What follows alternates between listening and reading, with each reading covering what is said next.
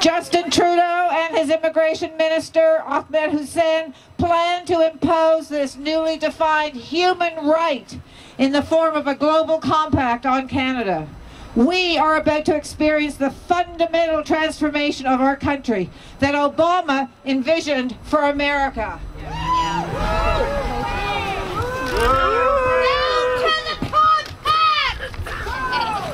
Sorry about that. It's hard to hold this with cold hands. Dissent to this travesty will be squelched by a compliant press and a cooperative educational system under threat of punishment. Canadians find themselves facing a loss of national sovereignty and fundamental freedoms at the 11th hour as their signature on the Global Compact on Migration looms. There is little doubt that such a lack of transparency serves the purposes of political leadership that is not looking out for its constituents, but rather a globalist elite with other priorities in mind.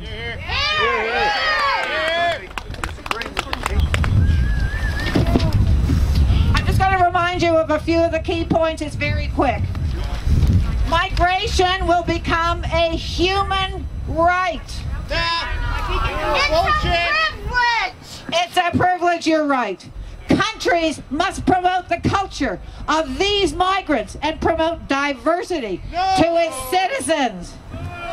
Countries must help inform the migrants so that they best can choose which country they want to go to. That's what's in the compact. Countries must work to eliminate all forms of counter-expressions to this mass migration. Countries must sensitize and educate media professionals on migration-related issues and stop public funding to outlets that promote so-called intolerance. The Canadian government recently announced that it will be providing more than $600 million over the next 5 years to bail out the country's financially strapped media outlets. I'm so cold, you have no idea. This is how much I love my country. I was lying in bed in Montreal this morning in a nice, warm, cozy bed with my husband at 6:30, and I said, I'm going to send my speech to my confrères in Ottawa. They can stand up here and freeze their tushies off. Never mind. Here I am. I love this country, Hi Gordon. We love you too. Canadians ought to recoil from this slippery slope to some version of a state-controlled society that this deal has created. What we, the citizens, are never told is that all migration to date is from poor third world countries to the well-off Western countries with established welfare systems. By signing this agreement, our country pledges to facilitate mass migrations, give equal rights and access to our social services to all migrants, and manipulate our media to prevent criticism of anything related to migrants. With very few exceptions, the migrants are at best economic refugees who haven't been persecuted either politically. Oh my God, my hands are falling off. It's almost over. Either politically or religiously. President Trump was the first to make clear the disastrous consequences of this pact and pull the United States out. Whether you like Donald Trump or not, I wish that we had one here because he was the first person. Yay, Donald Trump! I hope he sees this. He was the first person to pull out of this. He has courage! No, you got to move away from the... President Trump was the first to make clear the disastrous consequences of this pact and pull the United States out. In the meantime, virtually all of Eastern Europe and many others have pulled out, including Australia, Austria, Belgium, Bulgaria, the Czech Republic, Croatia, Denmark, Estonia, Dominican Republic, Hungary, Israel, Italy, Japan, Korea, Latvia, Lithuania, Poland, Slovakia, Slovenia, and Russia. They're smart. But not Canada. No, no, no. Justin can't wait to get his hand on that pen and sign our country away.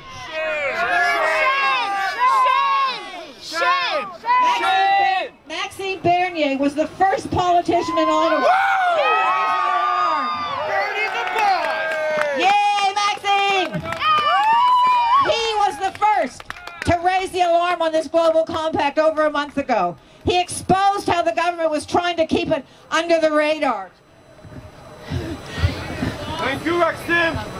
Thank you. Thank you, Max! Justin is he was trying to keep this under the radar, much in the same way as he tried to keep motion M103, the anti-Islamophobia law, under the radar, so he would fool all his citizens and we wouldn't know what was going on.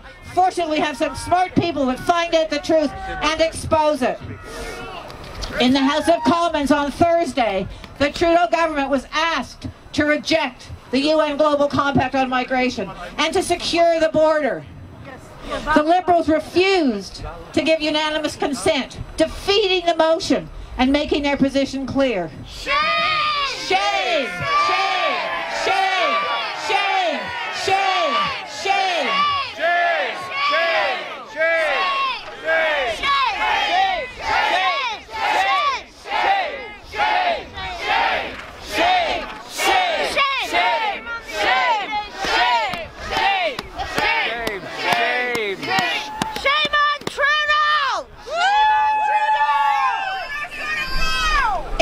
A disturbing day for Canada when our own government won't protect Canadian sovereignty. Treason's right! Treason! So remember, we are here today not just to love Canada, but to act for Canada. I thank you all for coming. I'm not sure Val's in charge. Trudeau must go! I can't even put my hands in. Okay. Unfortunately, this is the worst part of my speech, is that Maxime Bernier was not able to come today. He does send his regrets. He knows that he's got a lot of fans here. I'm his biggest one. Never mind. We'll have another day for Maxime. However, we have another wonderful thorn in the side of our government, and his name is Tom Quiggin, and he's going to be our next speaker.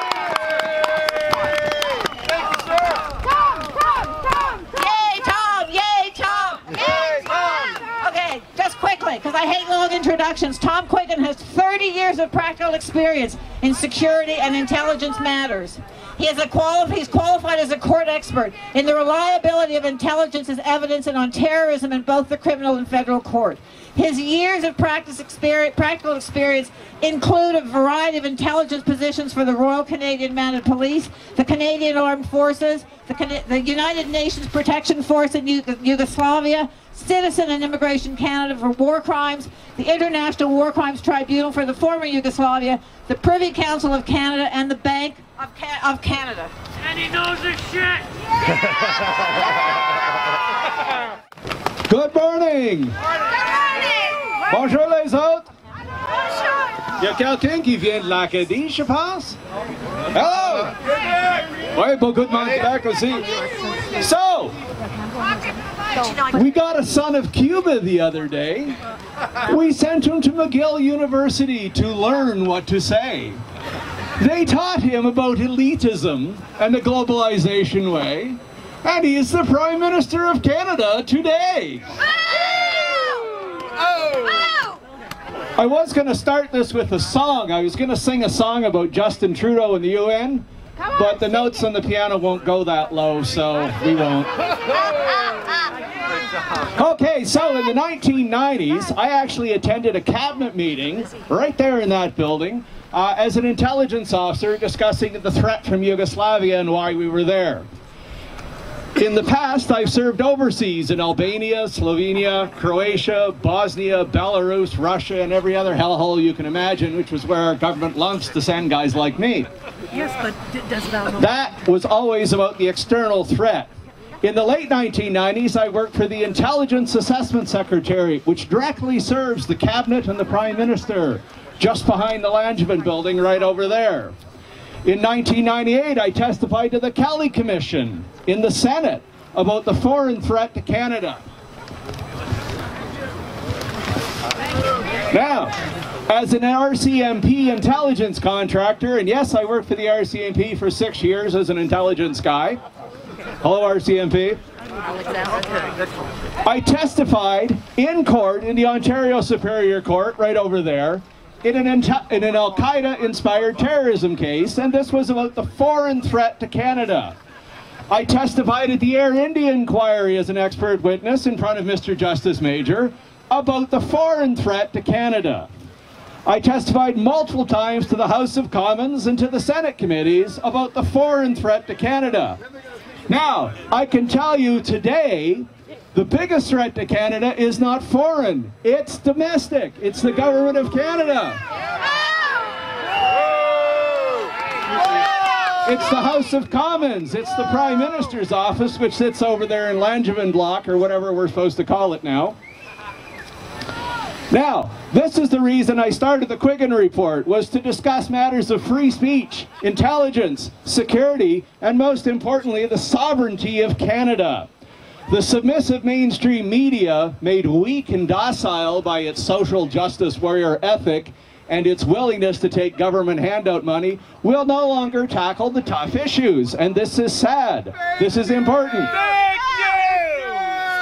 Now, this is also the reason I wrote the book with several co-authors who are Muslims, Christians, and Jews, called Submission: The Danger of Political Islam to Canada, with a warning to America.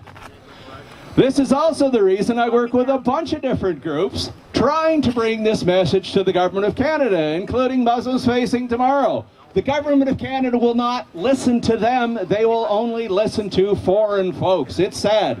Now, we hire a Prime Minister to do what? To protect the interests of Canada, to advance Canada. He is the Prime Minister of a sovereign state. He is supposed to, according to the Constitution, provide us with peace, order, and good government. He's also supposed to support the Charter of Rights, to which we're entitled to security of the person. But Prime Minister Trudeau has signed our sovereignty away again and again and again. Shame! Shame! Trudeau must go! He signed our sovereignty away with NAFTA.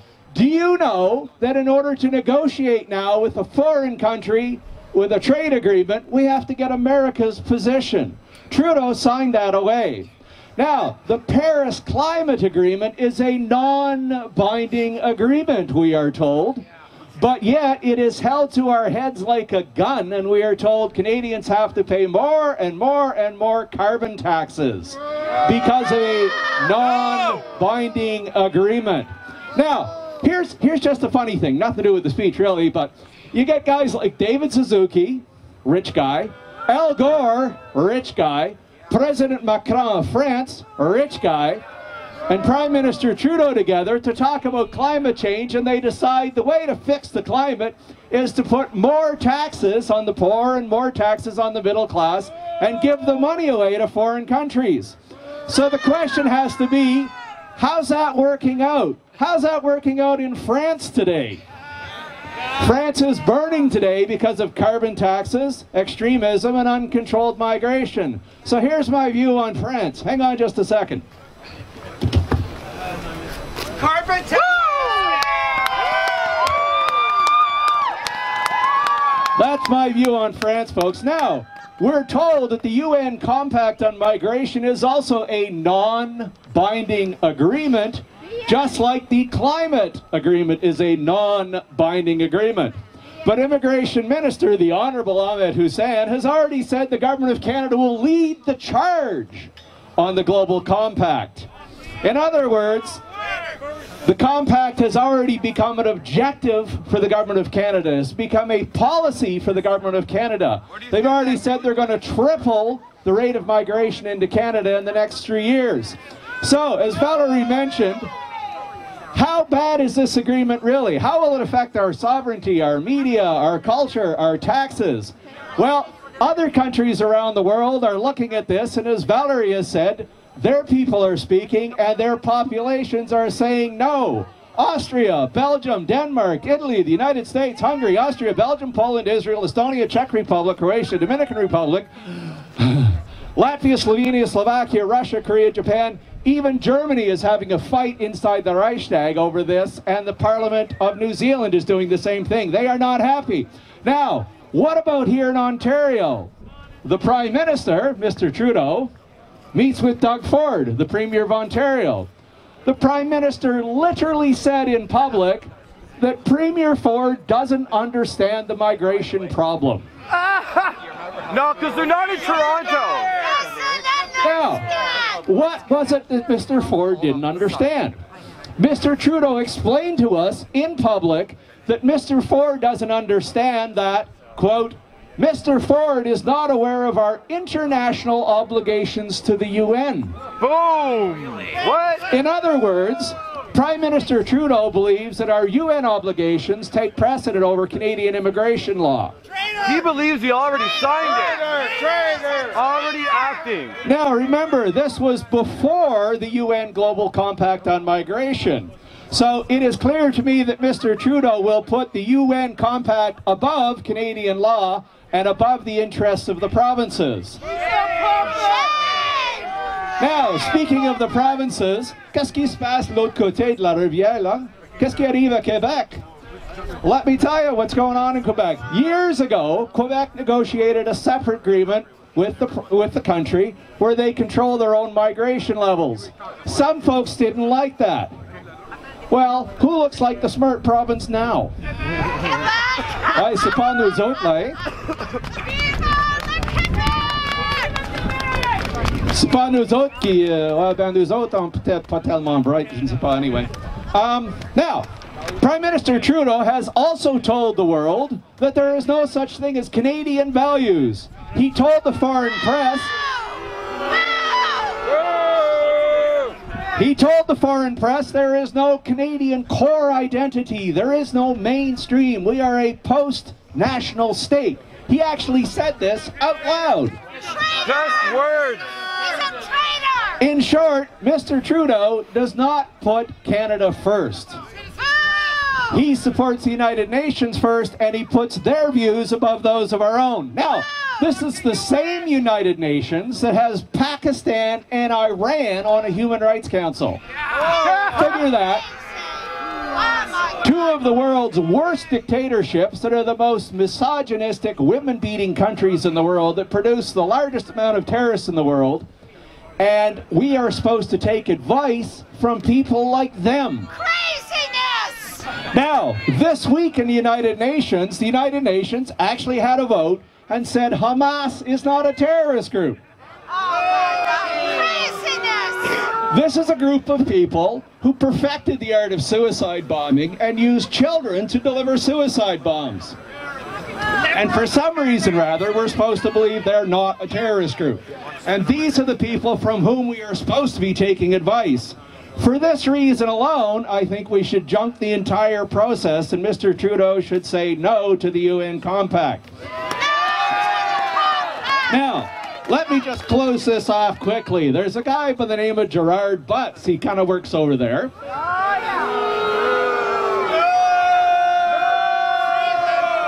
Depending on your point of view, he is either an advisor to the Prime Minister, or he's the guy that controls the Prime Minister. I don't actually know, not for me to say. But Mr. Gerard Butts actually says if you disagree with the Prime Minister, if you make fun of him when he uses words like people kind, you are literally a Nazi. Gerard Butts actually said that. He said Canadians are alt-right Nazis for making fun of Trudeau's use of the term people kind. So, let me just say this. Mr. Gerard Butts, why do you think Canadians are hostile to Mr. Trudeau? They're hostile to Mr. Trudeau because Mr. Trudeau is hostile to Canadians. Mr. Trudeau likes Cuba. He admires the basic dictatorship of China. His words, not mine. He loves Iran. But yet he is hostile to Canadians. So, Mr. Trudeau, I say this to you. Go back and look at previous prime ministers. Look at Sir John A. Macdonald. Look at Sir Wilfrid Laurier.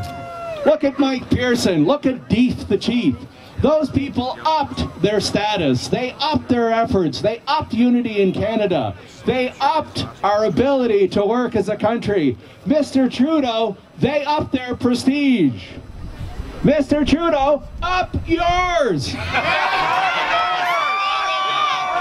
Thank you.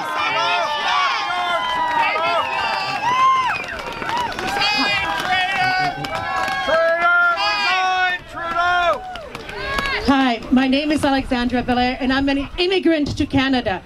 I came here legally because I love Canada's values and Canadian culture and I want to be a part of it. And I will be damned if I don't stand up and defend it. And so will my children. I love Canada. I love our Canadian values. And now I would like to introduce someone who is a visitor to Canada. He's a Danish lawyer, politician, and he has defended the last blasphemy case that was tried in his country and got it struck off the books. Yeah. Welcome, Rasmus. Thank you very much. Welcome to Canada. Welcome. Merci, bonjour. For as long as we m'appelle Rasmus Paluton. Hello. And thank you very much for letting me speak today. I drove all the way from Miami in just a few days to be able to have the honor of addressing you here. My party in Denmark is a patriotic party, and that means that we love to be Danish just as you love to be Canadians.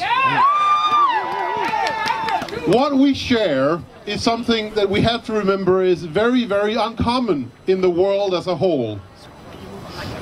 To be able to stand here in what is called exercising the right of peaceful assembly is actually something which is quite unique and rare if you look at the world as a whole. And that is something that we need to cherish very dearly.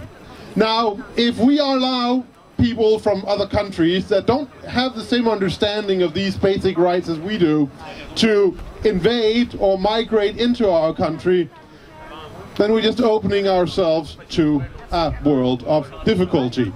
There are some basic freedoms that we share, Canadians, Danes, Americans, but we have to remember these basic principles, that you're allowed to voice your opinion freely, that you're allowed to assemble freely and so forth. That is actually not something that is shared by a lot of other countries in the world. Like this. Yes, okay, thank you. In Denmark, we have seen something which is happening all across Europe right now, and that is in only 20 or 30 years' time, from around 1980 until now, which is just a blimp in history, but still, what has happened is that our country has changed demographically a great deal.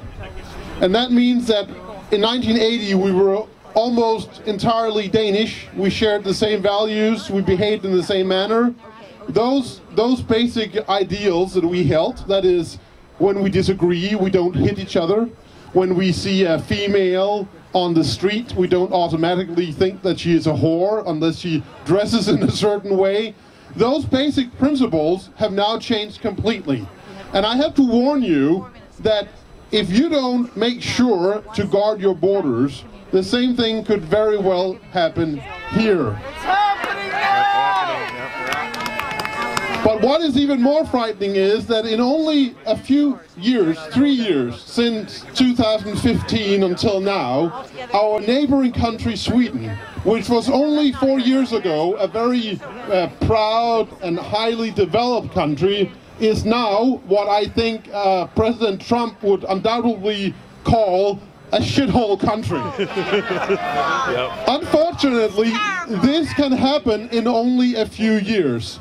What Sweden did in 2015 is they said, okay, well, all your migrants from Muslim countries, from countries that do not share our values, please come here no matter what your reasons are.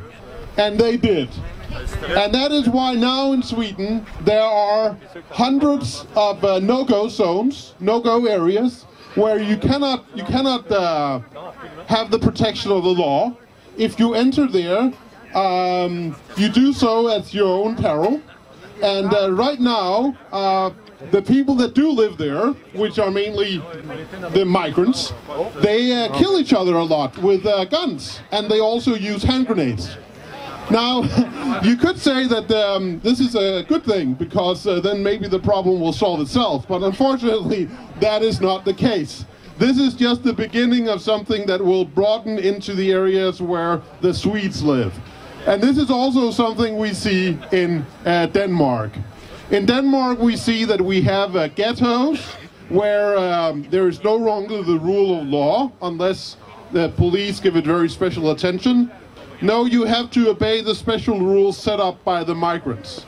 Now, I've been going to these ghettos for several months this year, and that is why, even though I'm quite unknown to you lot, I'm quite famous in Denmark, actually, because going there and telling the criminal, violent outcasts of society that they are, in fact, criminal, violent outcasts of society is something very strange to them. This is not something that you do because then you will be assaulted or killed.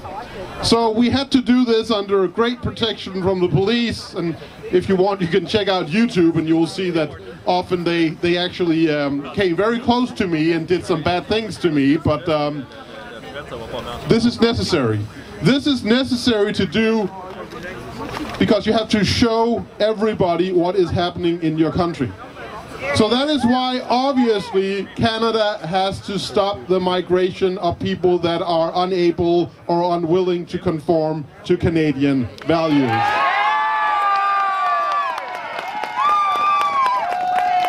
And as you can tell by what I'm saying, I'm really speaking from experience here. This is terrible, and if you have any doubts about what your Prime Minister seems to be willing to present you with, you should look at what is happening in Sweden or in Germany or in France, and then you will see your future if Mr. Trudeau has his way. So that's why it's very important not to allow that to happen. Now, as what was just said briefly in introduction, we did have a blasphemy law until about a year ago in Denmark, and my client did the thing that he actually put a video on the internet where he burned what I believe is called the Great Book of the Pedophile. Oh, I'm sorry, it's also called the Holy Quran. Well, anyway, he burned it, and when he had burned it, he was charged with blasphemy. Now, fortunately, through some good lobbying and through the outcry of the population, what happened was that the Parliament decided that that law was really very stupid, and they decided to repeal it. And I agree with that. But this only goes to show that the concept of freedom of speech, which is very natural to us, is very alien to a lot of other people in the world. Now, we should be allowed to say whatever we want about any religion, especially a stupid religion.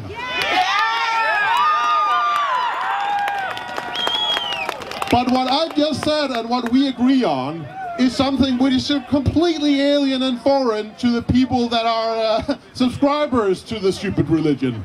And this is something to remember. There is a vast amount of issues that separate the civilized Western person, like a Canadian or a Dane, from people from backwards, very authoritarian, violent religion. And we have to remember that the saying that we're all human beings, yes, we're all human beings, but political ideologies are different. So obviously, if you subscribe to the fact or the opinion that you're allowed to rape any woman who doesn't dress like she's supposed to dress, if you think that violence is a reasonable reaction to any kind of insult to your person, well, that makes it difficult to live in a Western civilized country. There we go. Yes,